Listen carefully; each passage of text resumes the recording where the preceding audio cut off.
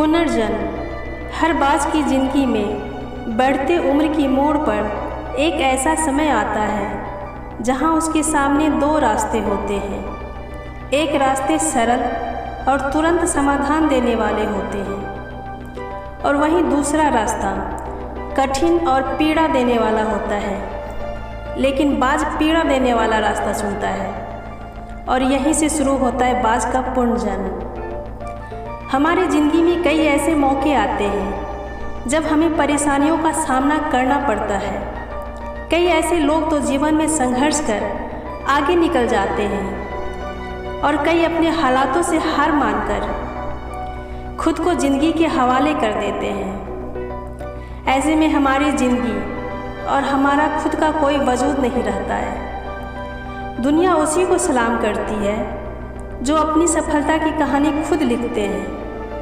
सिर्फ इंसान ही नहीं, कुदरत में हर प्राणी के साथ ऐसा ही होता है। तो आइए जानते हैं बाज के जीवन से जुड़ी आश्चर्यजनक किंतु एक ऐसा सत्य जो हम सबको प्रेरणा देगा।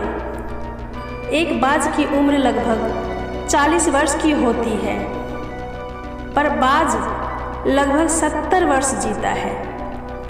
परंतु अपने जीवन के 40वें वर्ष में आते आते उसे एक महत्वपूर्ण निर्णय लेना पड़ता है। इस अवस्था में उसके शरीर के तीनों प्रमुख अंग बेअसर होने लगते हैं। पहला, पंजे लंबे और लचीले हो जाते हैं और शिकार को पकड़ने में कमज़ोर हो जाते हैं। दूसरा, चोंच आगे की तरफ मुड़ जाती है और भोजन निगलने में मुश्किलें पैदा होने लगती है। तीसरा, पंख भारी हो जाते हैं और सीने से चिपकने के कारण पूरे खुल नहीं पाते हैं और उसे उड़ने की शक्ति सीमित हो जाती है।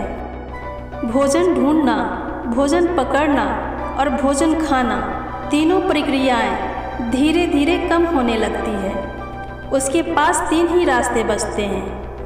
पहला, अपनी शरीर छोड़ दे। दूसरा, अपनी प्रवृत्ति छोड़ गिद्ध की तरह त्यागे हुए भोजन पर ही निर्भर हो जाए। तीसरा, स्वयं को फिर से स्थापित करें आकाश के बादशाह के रूप में। जहां पहले 2 रास्ते सरल और तुरंत समाधान देने वाले होते हैं, वही तीसरा रास्ता अत्यंत पीड़ादायक और लंबा। बाज पीड़ा चुनता है और स्वयं को फिर से स्थापित करता है। वह किसी ऊंचे पहाड़ पर जाता है, एकांत में अपना घोंसला बनाता है और तब शुरू करता है पूरी प्रक्रिया। सबसे पहले वो अपनी चोंच चट्टान पे मार मार कर तोड़ देता है। अपनी चोंच से अधिक पीड़ादायक कुछ भी नहीं है पंछी राजा के लिए।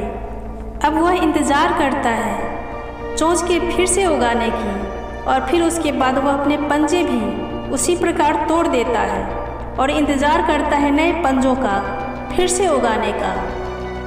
नई चोंच और नए पंजे आने के बाद वो अपनी भरी पंखों को एक एक कर नोच कर निकालता है और प्रतीक्षा करता है पंखों के पुनः उगाने का। 150 दिन की पीड़ा और इंतज़ार और तब उसे मिलती है वही भव्य और ऊंची उड़ान। इस पुनर्स्थापना के बाद वह ऊर्जा, सम्मान और गरिमा के साथ 30 साल और जीता है। आपने कई बार ये सुना होगा, भगवान भी उसी की मदद करते हैं जो अपनी मदद खुद करता है। आज आपको इसकी मिसाल मिल गई होगी। जैसे बाज संघर्ष करता है 150 दिन और भगवान उसका संघर्ष बेकार नहीं जाने देते। उसको नई जिंदगी देकर कुदरत हमें सिखाने बैठी है। जैसे पंजे पकड़ के प्रतीक हैं, चोंच सक्रियता की और पंख कल्पना को स्थापित करते हैं। इच्छा हालातों पर काबू रखने की, सक्रियता स्वयं के अस्तित्व की गरिमा बनाए रखने की, कल्पना जीवन में कुछ नएपन बनाए रखने की। हमें भी 40 तक आते आते इच्छा, सक्रियता और कल्पना तीनों के तीनों निर्बल पड़ने लगती है।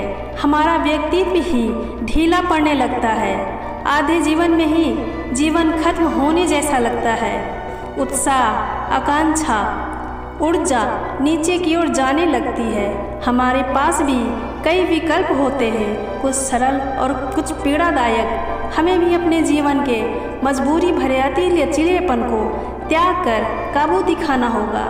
बाज के पंजों की तरह हमें भी आलस पैदा करने वाली वक्र मानसिकता को त्याग कर ऊर्जा के भरी सक्रियता दिखानी होगी। बाज की चोंच की तरह हमें भी भूतकाल में जगरे अस्तित्व के भारीपन को त्याग कर कल्पना की आज़ाद उड़ानें भरनी होगी। बाज के पंखों की तरह 150 दिन ना सही, सिर्फ 50 दिन ही बिताया जाए स्वयं को दोबारा स्थापित करने में। जो शरीर और मन से चिपका हुआ है उसे तोड़ने और नोचने में पीड़ा तो होगी ही, बाज तब उड़ानें भरने को तैयार होंगे। इस बार उड़ानें और ऊंची होगी, अनुभवी होंगी और आनंद की ओर जाएंगी। जीत तक जंग जारी रहे।